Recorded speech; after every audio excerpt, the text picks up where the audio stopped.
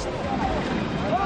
Live mula sa GMA Network Center, ito ang 24 Oras. Magandang gabi po, Luzon, Visayas at Mindanao. Gusto na ring pasampahan ng kasong kriminal ng isang senador ang kumpanyang may-ari ng lumubog na MV Trisha Kirsten 3, bukod sa mga isinampa ng kasong administratibo. Pati ang 18 nakaligtas na crew member gustong pakasuhan dahil hindi umano tumulong sa mga pasahero. Sa hiwalay na pagdinig sa kamera, pinagtalunan din kung ligtas pang maglayag ang MV Trisha Kirsten 3 bago pa man ito lumubog. Nakatutok si Mav Gonzalez. Hindi lang umano basta overloaded ang MV Trisha Kirsten 3 na lumubog sa Basilan ayon kay Senador Raffy Tulfo. Matagal na rin anya itong dapat niretiro dahil mahigit 30 taon na ang barko.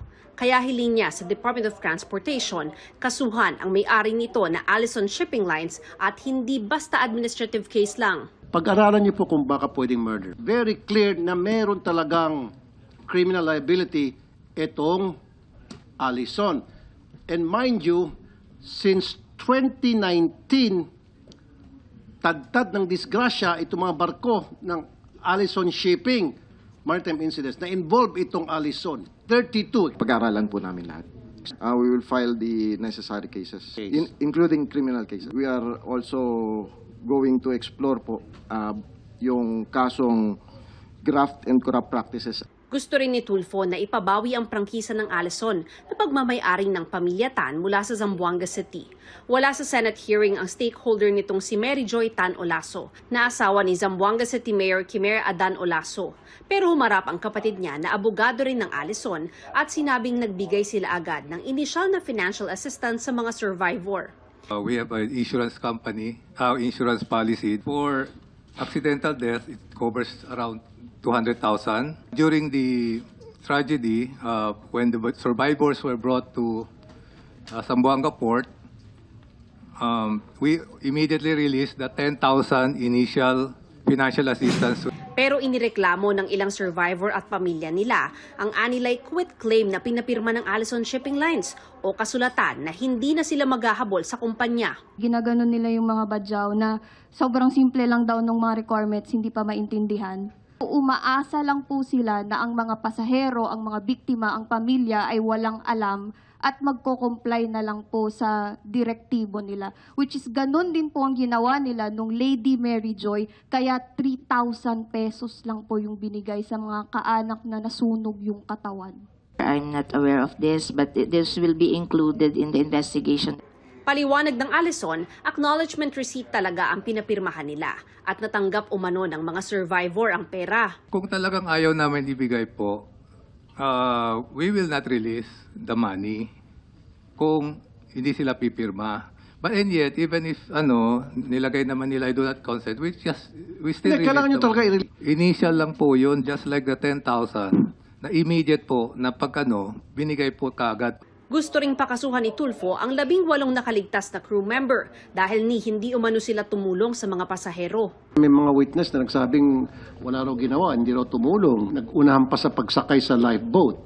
Hanggang ngayon naman, hindi pa rin natutunton ang kapitan ng barko na si Sunny Sicuban.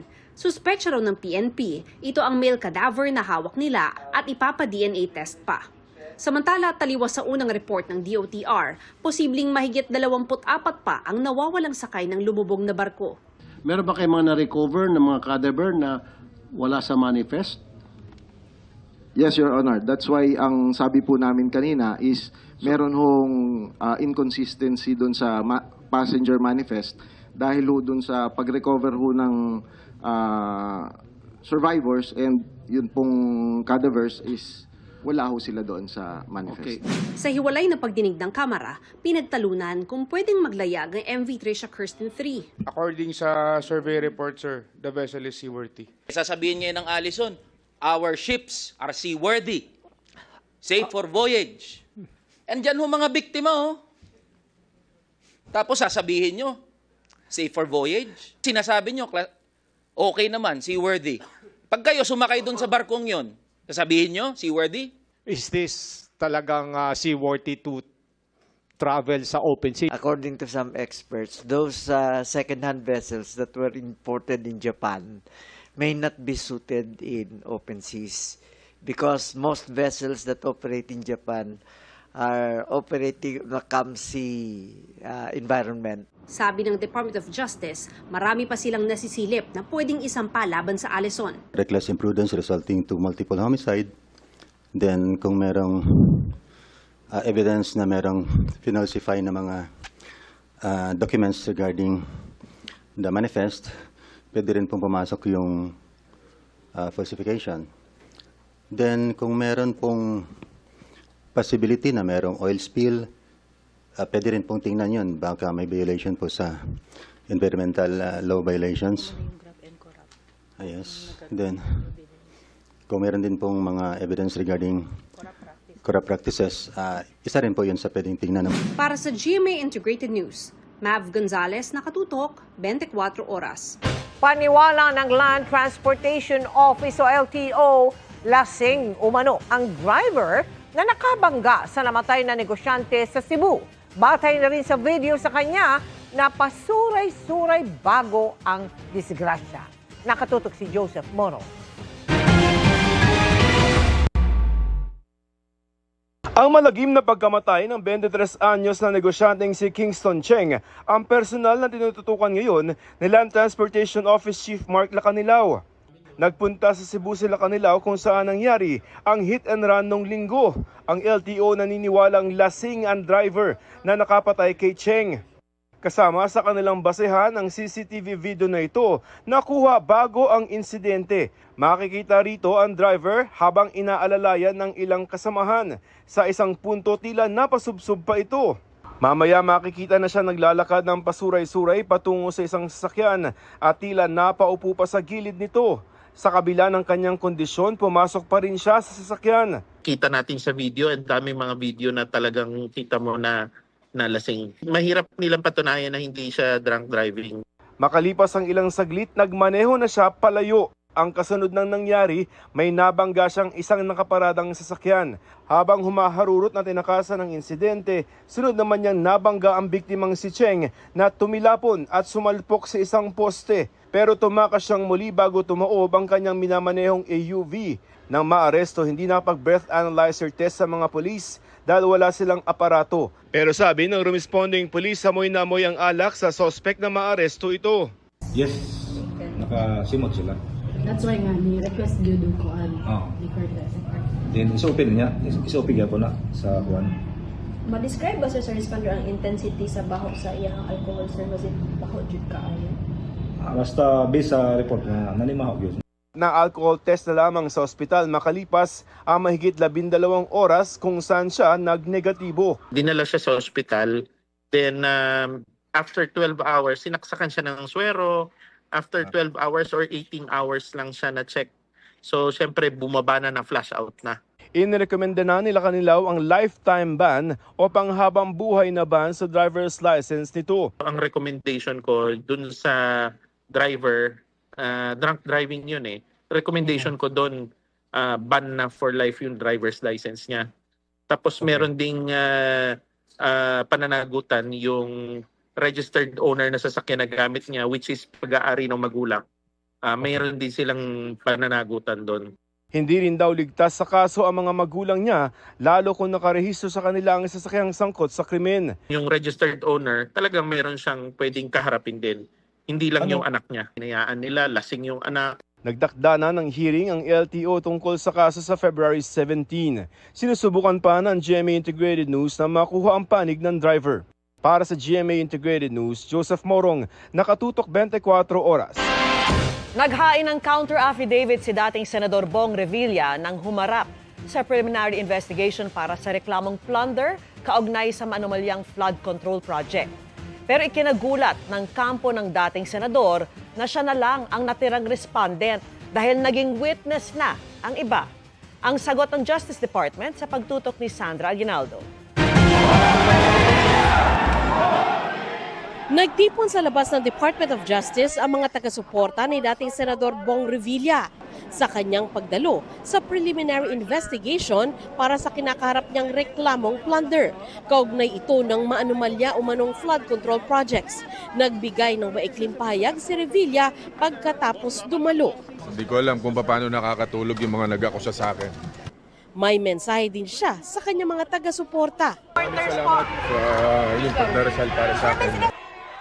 Sa ilalim ng Republic Act 7080, ang isang public officer, mag-isa man o nakipagsabwatan, ay maaring maharap sa plunder kung nagkamal siya ng hindi bababa sa 75 million pesos na ill-gotten wealth o nakaw na yaman sa pamamagitan ng kombinasyon o serye ng lantaran o criminal acts. Ang plunder o pandarambong sa Kaban ng Bayan ay may parusang habang buhay na pagkabilanggo at habang buhay na disqualification sa pagkakaluklok sa opisina ng gobyerno.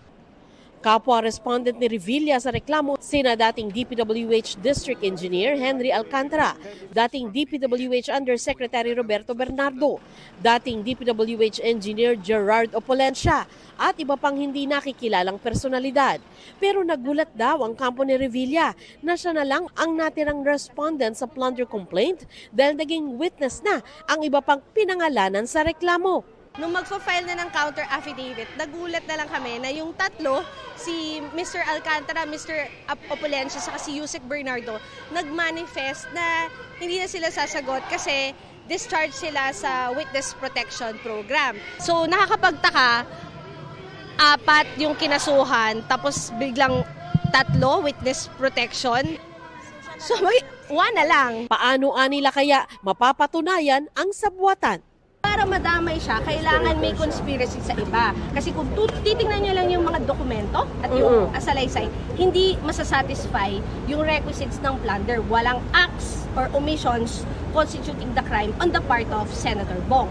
Ayon sa spokesperson ng DOJ, may sinusunod na proseso para maalis ang isang respondent sa reklamo. Kailangan daw maisumite nito ang lahat ng requirements. Tatalakayin pa raw ng panel of prosecutors ang conspiracy o sabwatan. As to the claim that of the Revilla camp that because of the discharge of the state witnesses, hindi na po pwedeng ma-establish na may conspiracy, hindi po accurate yon because the allegations of conspiracy by the NBI will still have to be thoroughly discussed by the prosecutors in the resolution, and they will still have to determine whether or not such conspiracy did exist. Sabi naman ng Prosecutor General, kung naniniwala ang tagapagsalita ni Revilla sa sinasabi niya, dapat niya itong talakayin sa counter affidavit at hindi sa media. Para sa GMA Integrated News, Sandra Aguinaldo, nakatutok 24 oras. Matapos ang 1 taong paghahanap, nadakip ang babaeng nagrentangay umano ng isang sasakyan. Ayon sa pulisya, target ng suspect na biktimahin ang mga lulong sa kasino at yung baon sa utang. Tunghayan sa aking exclusive pagtutok. 1 taon nang pinaghahanap ng mga alagad ng batas ang babaeng ito bago siya nadakip ng mga operatiba ng PNP Highway Patrol Group sa Taguig. Ayon sa pulisya, wanted sa kasong paglabag sa Anti-Carnapping Act ang babae matapos umanong irentangay ang isang sasakyan. Sa ngayon, hinahanap po kasi ngayon ng PNP HPG at mismo pong owner kung saan dinala dito pong suspect po nito, ito pong sasakyan po ng ating pong kababayan ko. Ang binabanggit po nito pong ating pong kababayan ay wala na po sa kanya ang sasakyan na labis pong nakakabahala rin. Ayaw magbigay ng komento ng suspect. Ang banggit po nito pong ating pong suspect ay rerentahan lang para po sa kanyang pribadong lakad at ito nga po ay nag-uwi sa tinatawag po nating rentangay. Ayon sa pulisya, target ng suspect ang mga lulong sa kasino at yung mga baon sa utang. Isa po yan sa mga nagiging target po nila, yung mga baon sa utang. Pangalawa, yung talagang nagpaparenta na kung saan pag nalaman po nila na ito po'y hulugan pa, ay isa rin po yun sa mga marami pang dahilan at magiging susi na rin para manakaw po yung kanila po mga sasakyan. Subject ng follow-up operation ng HPG, ang iba pang suspect. Babae ang gamiting artista kung tawagin, ito pong mga ganito pong uri po ng mga sindikato or grupo or individual kasi mas kapanipaniwala kasi ang dating ng ating pong mga kababaihan sa isang banda para po sa ganito pong uri po ng panloloko. Kaya naman din po, higit din po talaga din sa paalala ng pong PNP Highway Patrol Group, una ay wag mong ipabaya po yung ating pong mga sarili-sariling sasakyan at talaga pong kilatisin at alamin talaga yung ating pong mga magiging kliyente. Para sa GMA Integrated News, Emilio Sumangil, nakatutok 24 oras. Hold up naman ang inabot ng dalawang nag-a-apply lang ng security license mula sa PNP nang makaharap nila ang mga tutulong sa kanila na pulis umano. Naka-uniformeng pampulis pa ang mga suspect na tumangay sa dala nilang mahigit 60,000 piso. Nakatutok si Maki Pulido. Buong akala ng magkaibigang ito na tutulungan sila ng isa pa nilang kaibigang makakuha ng security license mula sa PNP.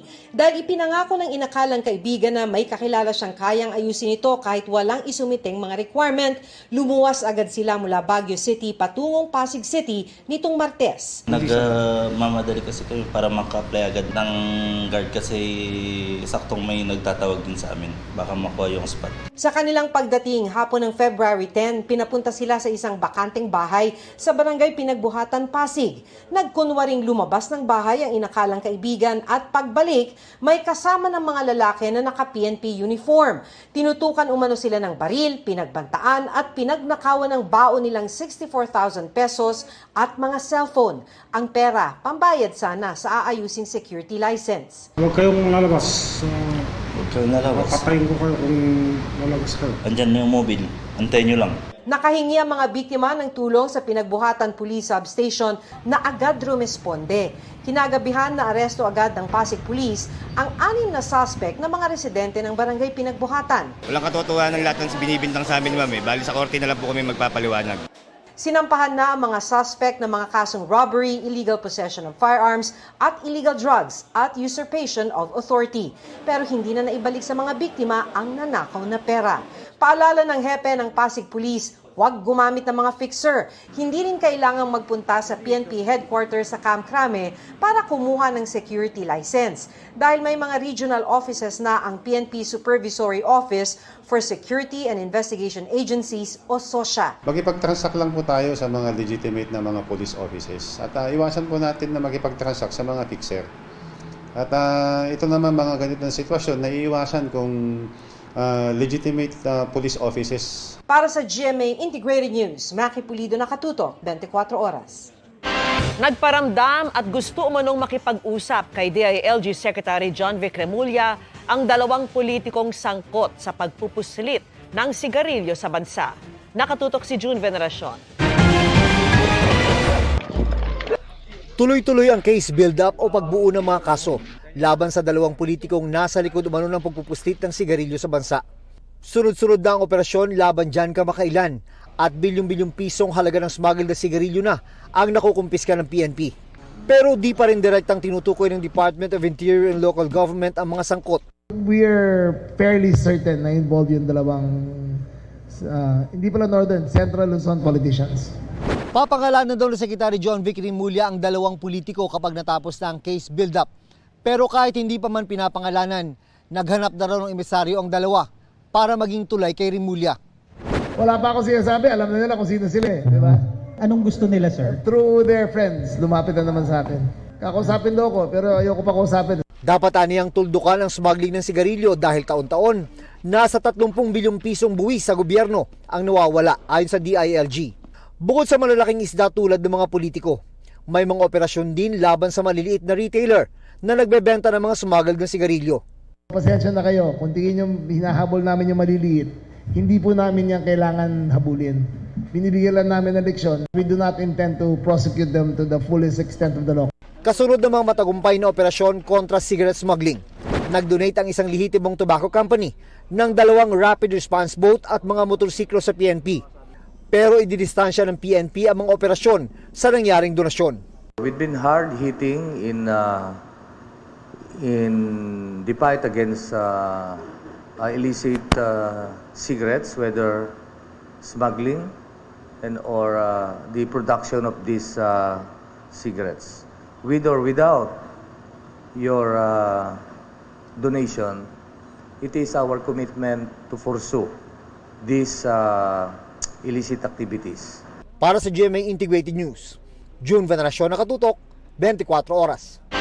Mga kapuso, walang takot na tinatawid ng ilang estudyante at magulang sa Talisay City, Cebu ang dalisdis ng bundok para makapasok sa eskwela. Yan ay kahit pa takaw landslide ang lugar at isang maling hakbang lamang ay mahuhulog sila sa rumaragasang ilog. Ang aksyon ng gobyerno sa pagtutok ni Fe Marie Dumabok ng GMA Regional TV. Sa gitna ng rumaragasang tubig sa Mananga River dahil sa pag-ulan nitong Lunes, nakuna ng video ang buwis buhay na pagtawid ng ilang estudyante at magulang sa gilid ng bundok sa Barangay Campo 4 sa Talisay City, Cebu. Walang gabay o anumang hawakan ang nasa 10 kataong tumatawid sa gilid ng bundok para lang makauwi sa kani-kanilang tahanan. Matagal na raw ipinagbawal ang pagtawid sa lugar na takaw landslide. May inaasahan namang hanging bridge na kakagawa lang noong Mayo, pero nasira agad nitong Nobyembre nang manalasa ang Bagyong Tino. Kaya no choice ang mga residente. Katong pagbagyong Tino, ma'am, kay na-wash out man, ma'am, niya.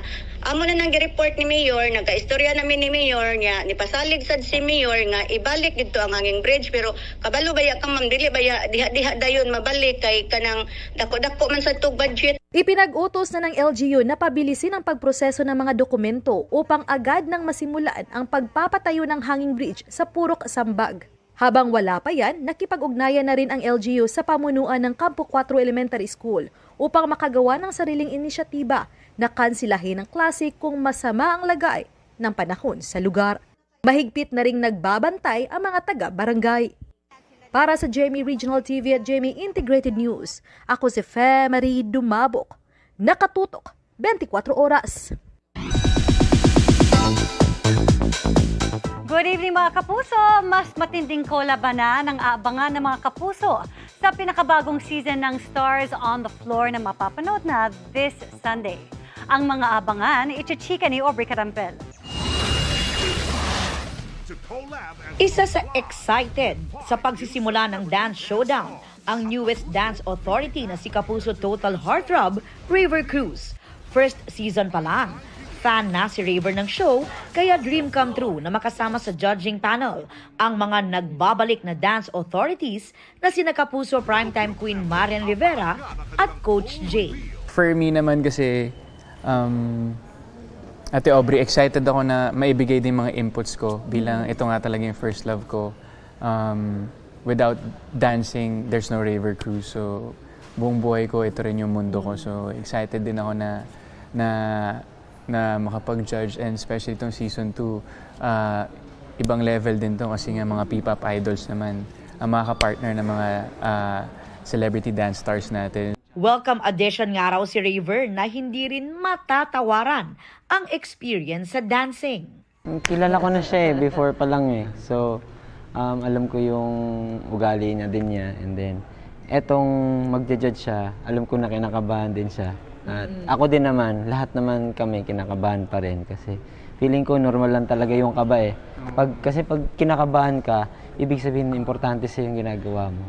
This season, P-pop idols mula sa mga kilalang P-pop groups ang makakasama ng mga celebrity dance stars. Very familiar naman ang P-pop world kay Dance Authority Coach J na choreographer ng isa sa pinaka-successful P-pop group sa bansa, ang SB19. Kaya alam daw niyang mas magiging matindi ang kompetisyon. Medyo iniisip ko ano kayang kaya nilang gawin na walang microphone na hawak. Lagi ko yung sinasabi kasi mahirap din sing and dance kasi sa P-pop.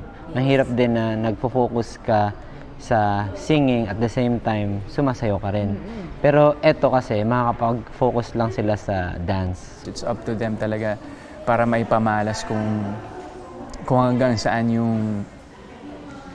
kung hanggang saan yung i-evolve pa ng galing nila kasi lahat naman sila magaling. Magbabalik din as host this season si Asia's multimedia star Alden Richards. Pagtiyak ni na Raver at Coach J, matindi na agad ang Dance Showdown sa pagsisimula ng Stars on the Floor Season 2 sa darating na linggo. Aubrey Carampel, updated sa showbiz happenings.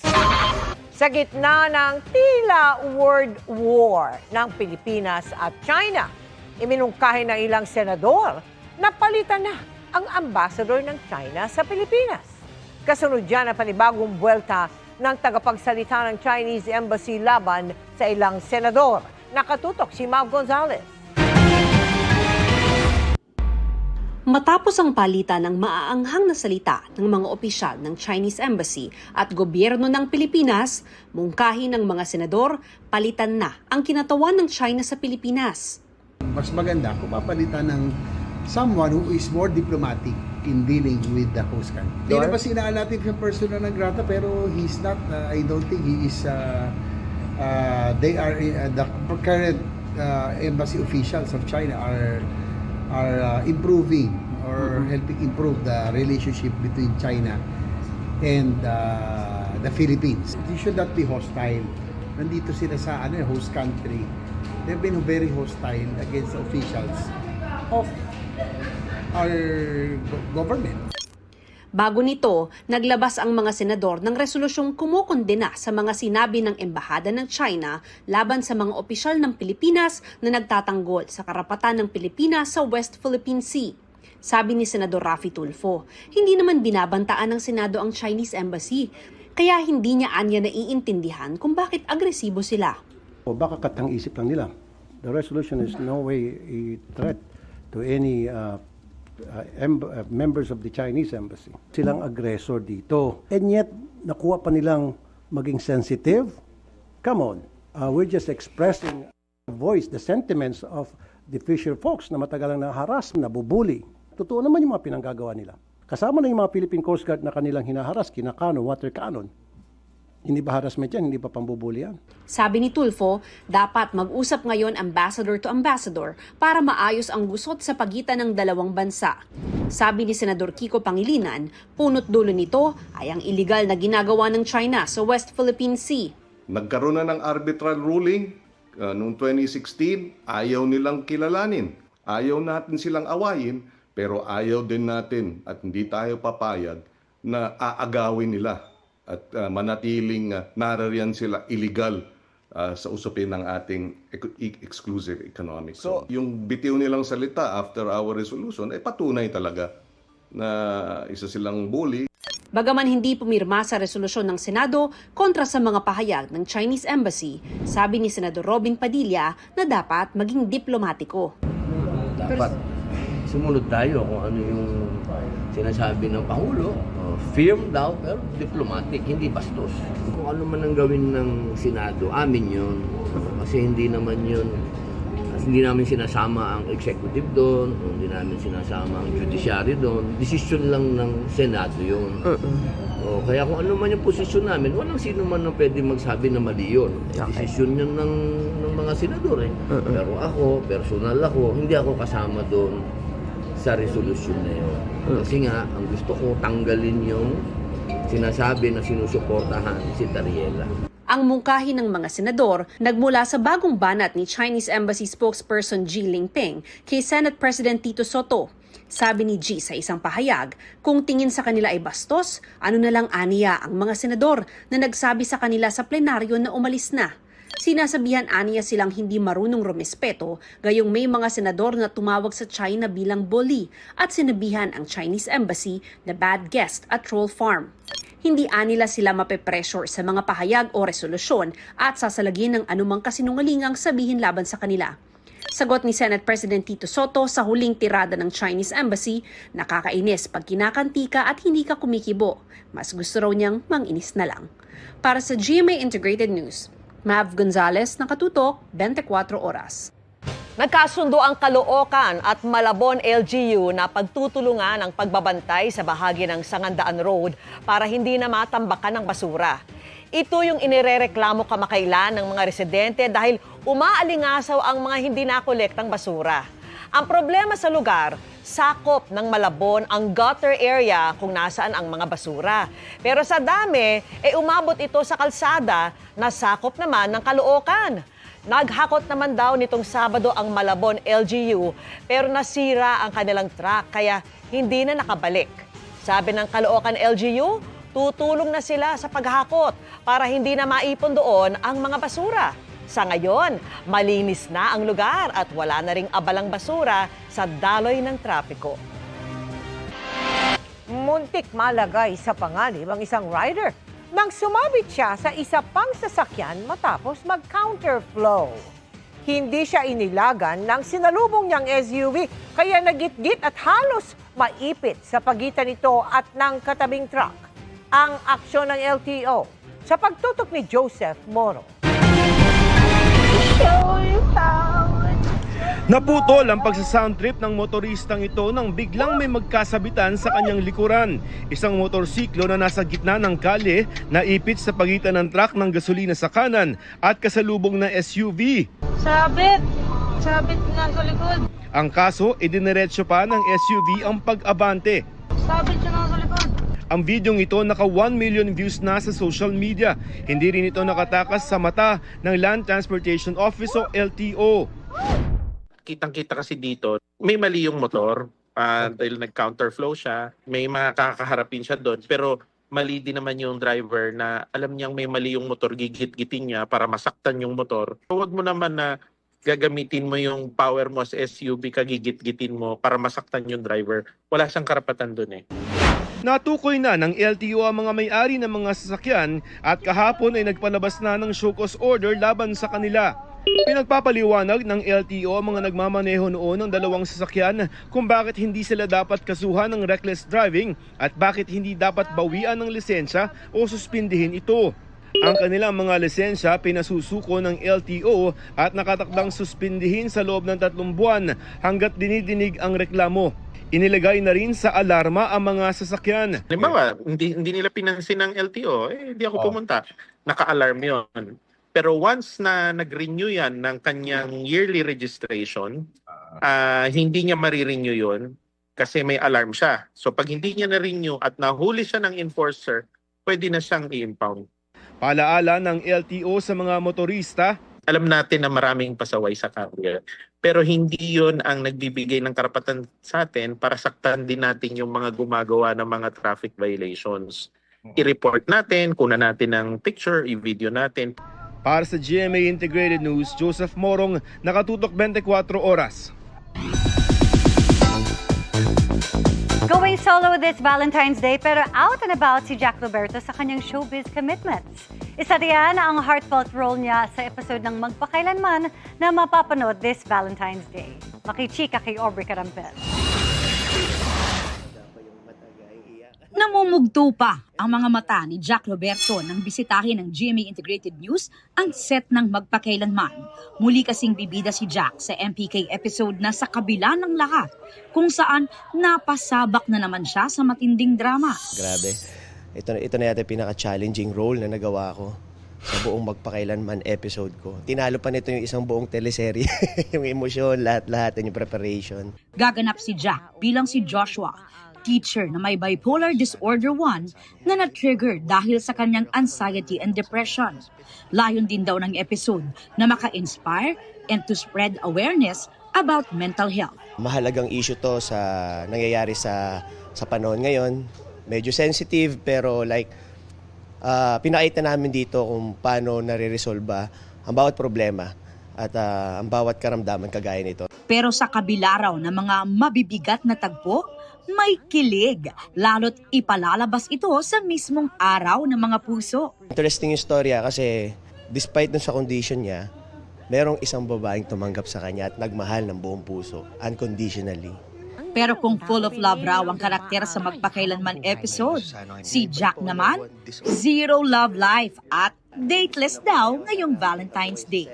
Mas priority raw niya ang paghahanda sa pagbibidahang upcoming Kapuso action series na Task Force Firewall. Wala Medyo busy nga sa trabaho. And speaking of, di ba, magkakaroon na rin ng teleserye, mag-start namin taping. So kailangan na natin ulit magpa-condition and mag-ready para doon. Trabaho muna. Me, myself, and I. Yan! Aubrey Carampel, updated sa Showbiz Happenings.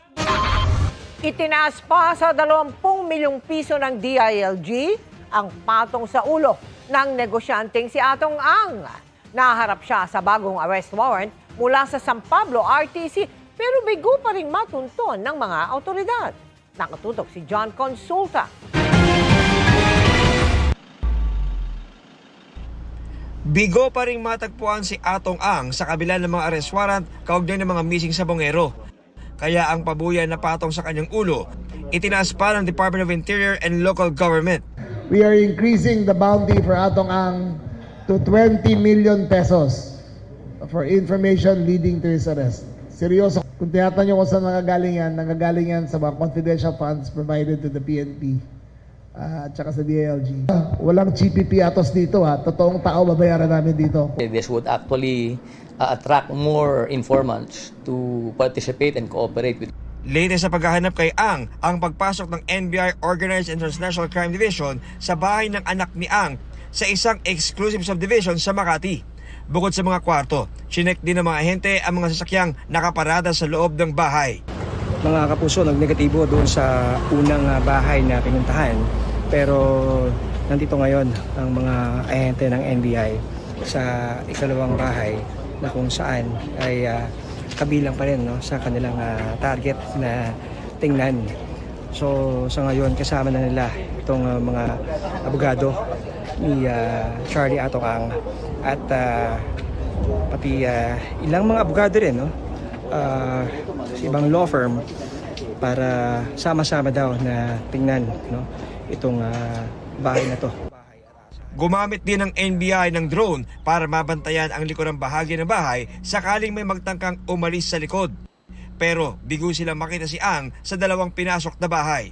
Hiwalay pa ang hawak nilang warrant. Sa bagong arrest warrant, na-inisyu naman ng Branch 29 ng San Pablo Regional Trial Court ng Laguna kahapon laban kay Ang at 5 kapwa akusado. Para ito sa mga kasong kidnapping with serious illegal detention kaugnay sa pagkakawala ng master agent na si Ricardo Lasco. Huli siyang nakitang buhay ng damputin ng mga armadong lalaki sa kanyang bahay sa San Pablo, Laguna. Wala pang pahayag ang kampo ni Ang ukol sa bagong arrest warrant. Hiwalay yan sa iba pang kaso kaugnay ng ibang sabongero tulad ng mga nawala sa Santa Cruz, Laguna na may pre-trial conference kanina at dinaluhan ng 7 tauhan ni Ang. Para sa GMA Integrated News, John Consulta, nakatutok 24 oras. Kalaboso ang lalaking sangkot umano sa investment scam. Ang kanyang modus sa pagtutok ni John Consulta, exclusive. Pagkaabot ng pera ng complainant,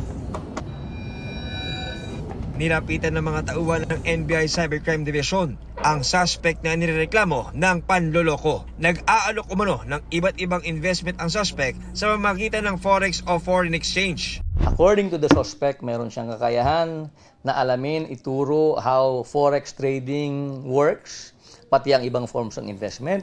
Ituturo din daw sa iyo ang mga trading signals, tsaka yung mga market patterns. There are no indications or any proof that the money which was received by the subject was indeed invested in forex. So, ibig sabihin, walang kakayahang kumita yung pera dahil hindi naman in-invest. Itinanggi ng suspect ang akusasyon sa kanya. Wala po inalok. Bali sila po ang lumapit para magpa-trade. Ng ano? Forex po. Naharap sa reklamong estafa at paglabag sa Cybercrime Prevention Act. Paalala ng NBI sa mga inaalok na mag-invest. Hindi masama na maghanap ng ibang pamamaraan o maraming pamamaraan para kumita ng pera dahil mahirap ang buhay natin ngayon. Pero dahil pinaghirapan natin ang lahat ng salapi natin, kinakailangan pag-ingatan natin. Kung hindi natin naiintindihan kung paano papasukin ang isang negosyo o isang investment, mag-research muna tayo. Lumapit lamang po sa mga lehitimo na mga forex trader. Para sa GMA Integrated News, John Consulta, nakatutok 24 oras.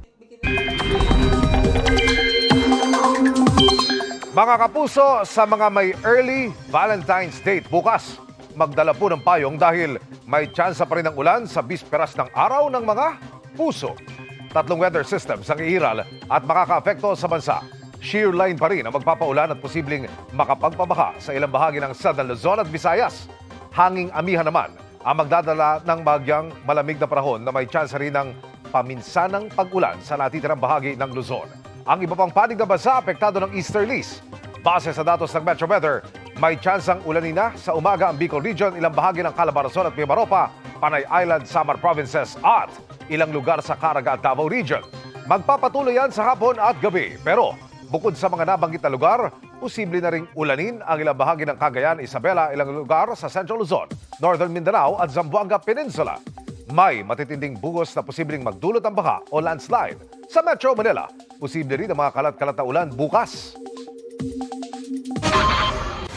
Hinimok ni Congressman Edgar Erice ang Senate Blue Ribbon Committee na imbestigahan ang lumutang na palitan umano ng text message ni Pangulong Bongbong Marcos at umano'y bagman nitong si dating Undersecretary Adrian Bersamin.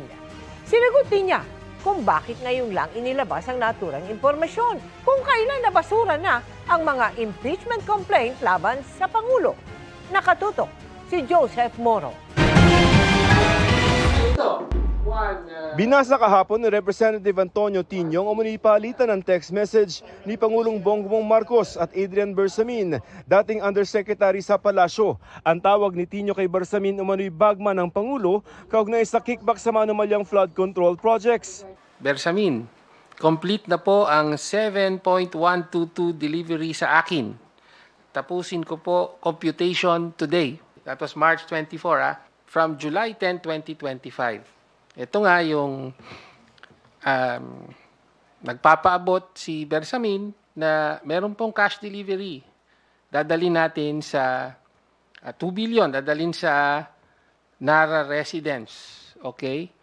At ang sabi naman ng Pangulo, quote, sasabihan ko si June Baris. Ang mga text message nakuha daw ni Natinio at Representative Edgar Erice sa kapwa-kongresistang si Leandro Leviste. Bukod sa umunay 2 bilyong pisong ipinaalam ni Bersamin sa Pangulo na na-deliver na, may ledger din daw ng mga pumapasok na pera si Bersamin noong 1 taon at panahon ng kampanya ng grupong alyansa ng Pangulo. Si Erice hinimok ngayon ng Senate Blue Ribbon Committee na imbestigahan ang umunay palitan ng text messages. Did you believe that it was the president's number? Well, siguro dapat imbestigahan kasi yung details medyo talagang mahirap It's so detailed na meron ding mga conversations that hindi naman tungkol sa sa pera.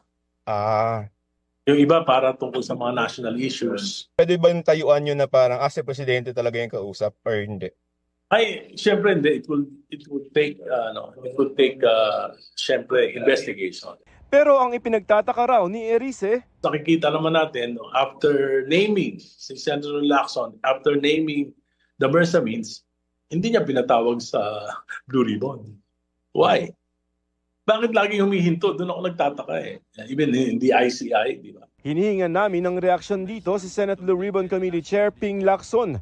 Dagdag ni Erice, sayang nga daw at naibasura ng impeachment complaint laban sa Pangulo sa Kamara. Pero bakit ngayon lamang ito inilulutang? Tinanong ko rin niya kay Congressman Leviste, bakit ngayon nyo lang binigay kung kailan halos huli na? Sabi niya kasi nag-aalanganin kasi sila noon. Kasi baka parang napaka-powerful nung kanilang binabangga. In fact, they tried to sabi nga na nakipag-usap sa isang bishop, ang payo sa kanila, wag na ilabas.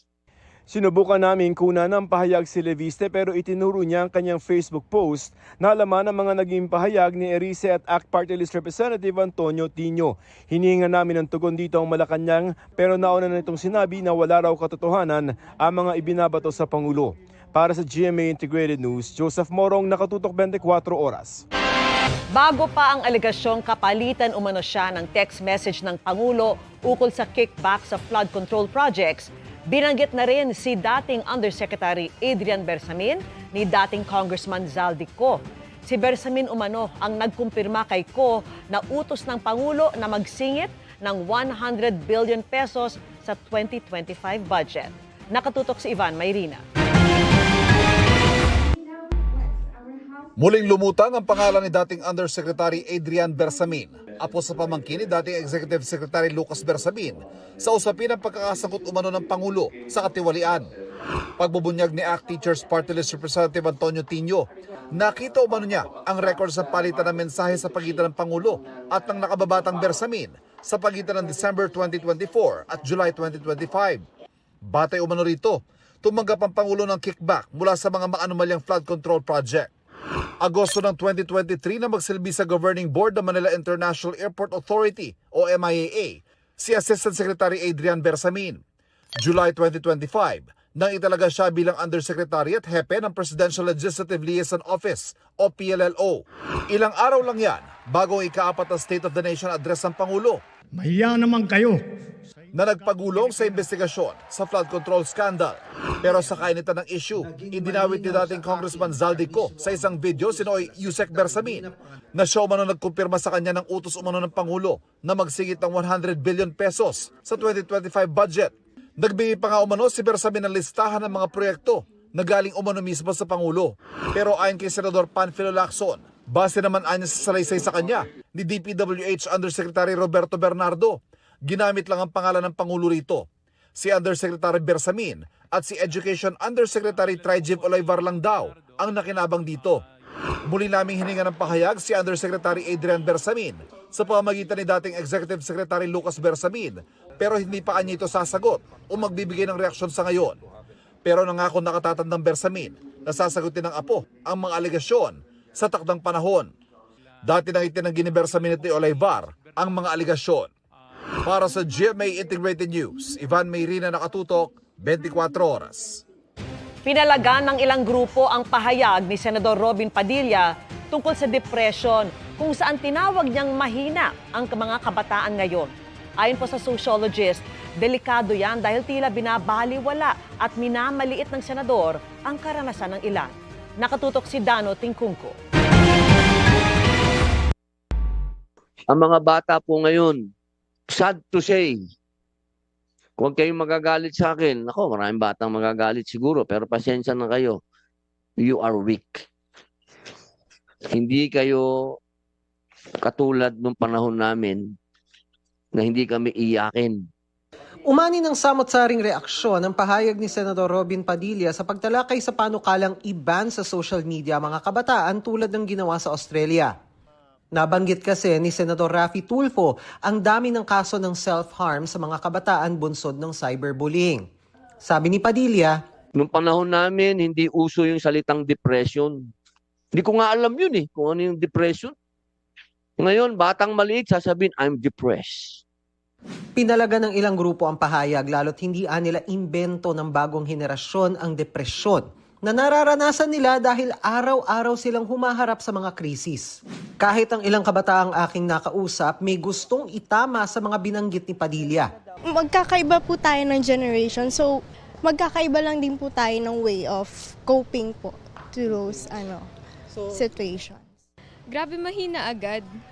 Siguro naman at that time before, nung panahon nila, hindi siya nadadiagnose kasi ayun nga, mental health nga naman hindi naman nila pinapahalagahan noon as compared ngayon na we're really vocal about those things. It's not a sign of weakness. It's also a sign of strength because the fact that you are opening about your vulnerability, yes. It's not easy naman to open up. Ang sociologist na si Ash Presto na bahala rin sa komento ni Padilla na tila binabaliwala at minamaliit anya ang karanasan ng ilan. He also erases the other identities and demographics that do experience depression. It's very dangerous, especially when we are just typifying one specific sector of the population as we. Paglilinaw ni Presto, kahit sino, maaaring makaranas ng depression anumang edad o estado sa buhay. Hindi yan dahil sa mahina sila. Minsan, walang kontrol ang isang tao sa depression lalo kung dulot ito ng neurochemical imbalances o iba pang kondisyon sa katawan. Minsan, may ambag din ang lipunan. There are also some social aspects to depression. Some people are getting depressed because they are underemployed. And it's a very difficult time to get a job now in the Philippines. Not having to find a job, and you have people attacking you here and there, you really go down into this rabbit hole of negative emotions. Ang ganyan ang mga dapat ibsan ng gobyerno, bukod pa sa pag-alalay sa mga humaharap sa mental health problems. And sometimes we do also have young people who cannot be diagnosed even if they're depressed because there is actually just a lack of mental health infrastructure in the Philippines. Dahil sa pagdinig ay nasisi rin ang social media at hindi umano pag-alis sa ilang post na cyberbullying na nagbigay ng pahayag ang Meta, kumpanyang may-ari ng Facebook. We certainly take that into consideration. These are established to ensure fairness and equitability. And we do take these issues very seriously. If we understand that there's a particular misinformation or particular content that is, for example, causing harm, for example, affects, let's say, elections, we take immediate actions on those. Sinusubukan naman naming makuha ang panig ni Padilla. Para sa GMA Integrated News, Dano Tingkungko, Nakatutok, 24 Oras.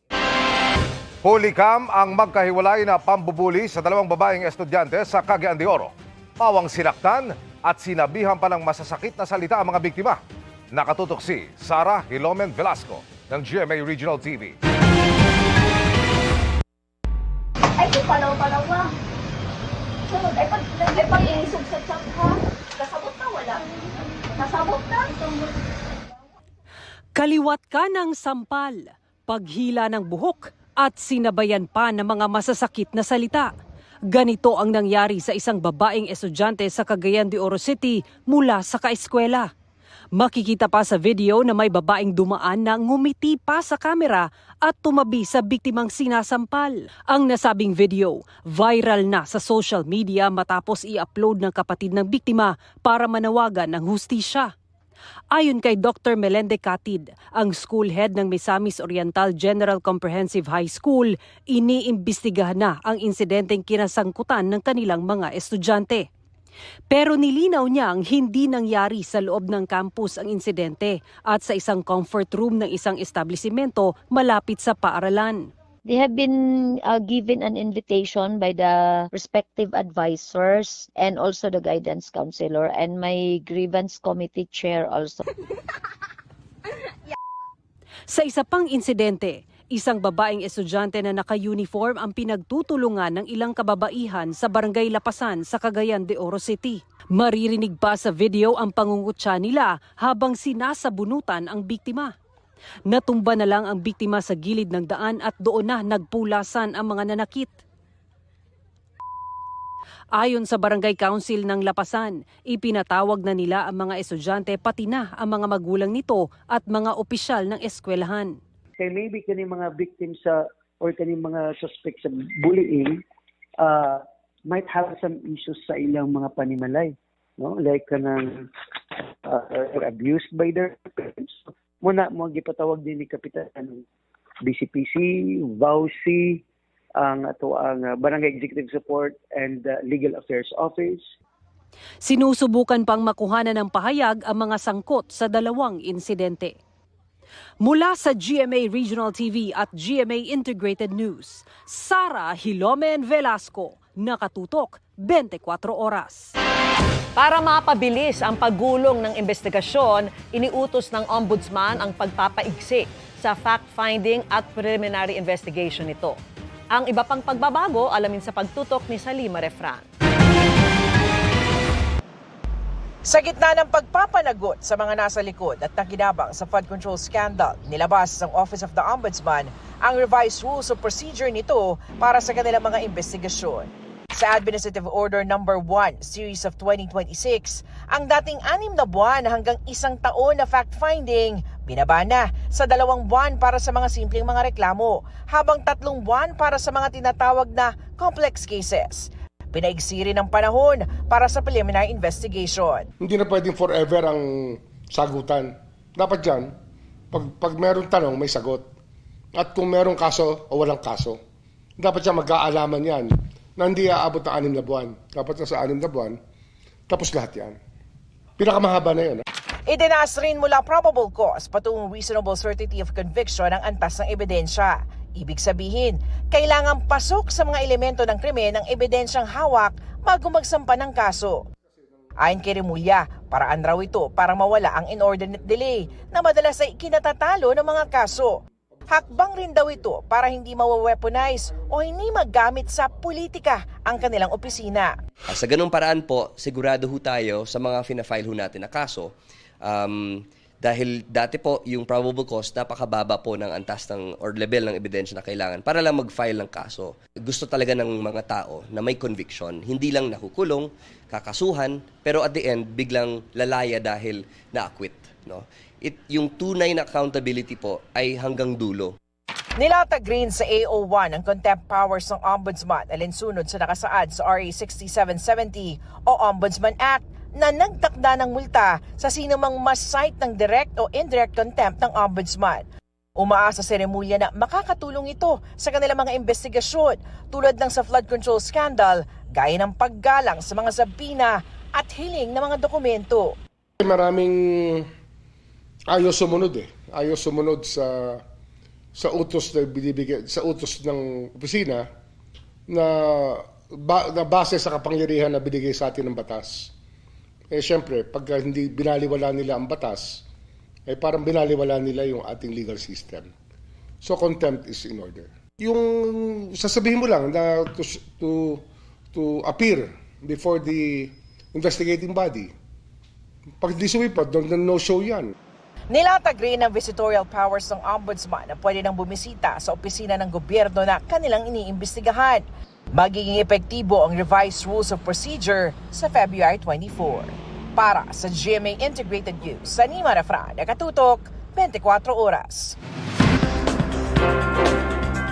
Pinakamababa sa nakalipas na 2 dekada ang bilang ngayon ng mga Pilipinong nagsabing sobrang masaya sila sa kanilang relasyon base sa pinakahuling survey ng SWS. Kaunti na nga lang ba ang masaya sa love life? Ang boses mo, pakikinggan natin sa pagtutok ni Mark Salazar. Ika nga nila, contentment is happiness. Sa relasyon, mas titibay pa yang lalo kung sasamahan ng pagmamahal, respeto at tiwala. Kaya naman sa November 2025 survey ng Social Weather Station o SWS, 46% ng adult Filipinos ang nagsabing very happy sila sa love life. Sabi nga ng mga nakausap kong in love, walang perfect na jowa. Masaya ka sa jowa mo? Super! Dahil? Kasi nabibigyan niya ako ng happiness by supporting my dreams. Gusto ba yung tipong love life na forever na? Opo, ayun po yung nararamdaman ko. Hindi naman po perfect. Siyempre po meron pa rin hindi pagkakaunawaan. Pero pinag-uusapan po namin. Kamusta naman kayo? Masaya naman po. Masaya po. Talaga? Opo. Sa percent, ilang percent ng happiness? 100. Sabi rin nila, love is forgiving and understanding. Anong plano niyo sa 14? May labas po sila ng friends niya. Labas ko na. Pero may 50 naman po eh. So, pang 15 ka? Wala talaga eh. One love, two places naman ang motto ng mga nasa long distance relationship. Bakit kayo masaya kahit LDR? kasi meron pa rin kaming time sa isa't isa. Although magkaiba kami ng time zone. Paano kayo sa 14? Na-try naman namin mag-online date. So, parang same na resto, tapos same na o-ordering na food. Tapos mag-video ka lang kami. Pero sabi rin ng survey, pabawas ng pabawas ang happiness sa love life. Katunayan, ang 46% na masaya ang pinakamababang bilang sa nakalipas na higit 2 dekada. Sabi ng sociologist, maraming pwedeng dahilan sa paglamlam ng feelings. Pero karaniwan daw, pera ang dahilan. May kasabihan na money can't buy you love. Pero ang totoo, money still can buy love. Dahil yung pera na meron tayo, yung ipon natin, yung panggastos natin, nagagamit natin yon sa pagbibigay ng pagmamahal natin sa ating mga loved ones. Parang si Lucy lang, na happy kay jowa kung may pera si jowa. Masaya na may kasamang vrr, gano'n. Pag walang income, vrr, gano'n. Pag meron, happy siyempre. 3-5 isang araw, driver ang asawa ko. Pagka 3-5 kada araw, grrr yun? Hindi, happy po! Sabi rin ng survey, 40% naman ng mga nasa romantic relationship ang nagsabing may isasaya pa sila. Yung bang feeling na parang may kulang? Pagkukulang na hindi na kayang puna ng jowa ni LJ, kaya nag-split sila. Siguro parang sobrang tagal na din po kasi namin eh. Parang feeling ko hindi ako nag-grow sa relationship na yon. So I had to let go of her. Pero siya, lagi po siyang nagmamakaawa, hahabulin niya ako. I gave her a chance, but still, hindi talaga siya mag-work. At syempre, nandyan ang mga nagmahal pero sobrang sinaktan. para magmahal pang muli. Kasi nga po ng babae siya kaya ayaw ko na.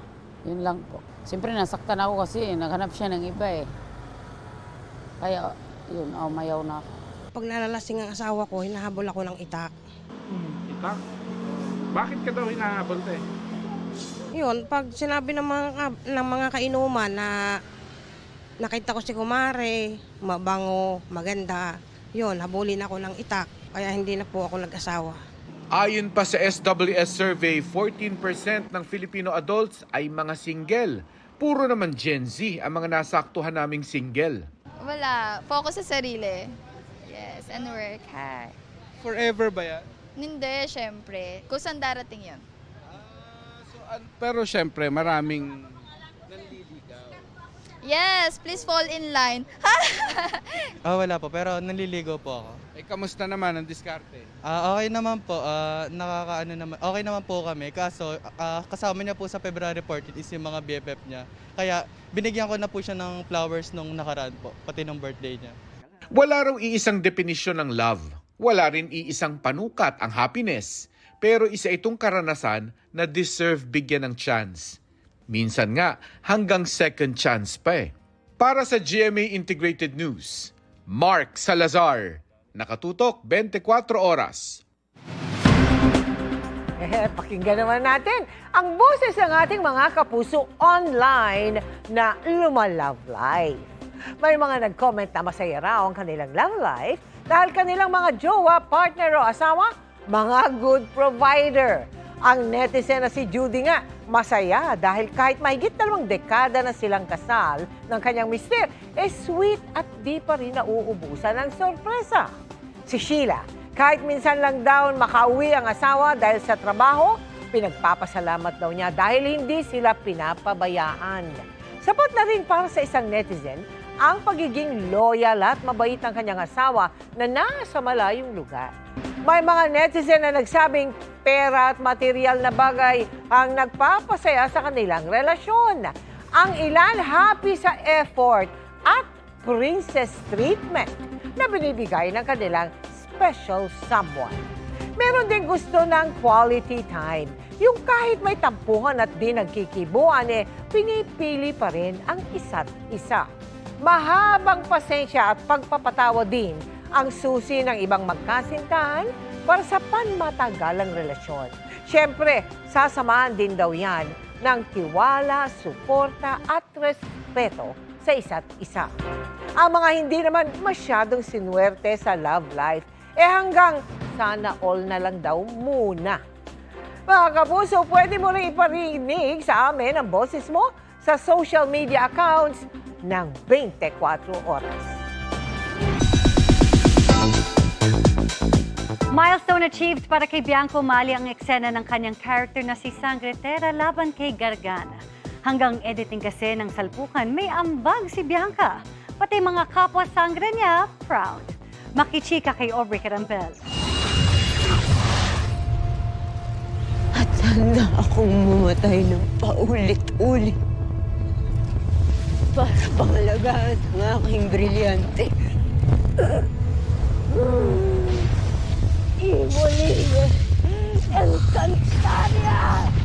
Ang pagsasakripisyo ni Sangretera ng kanyang sariling buhay, isa sa ikinagulat at ikinalungkot na plot ng mga sumusubaybay sa Encantadia Chronicles Sangre.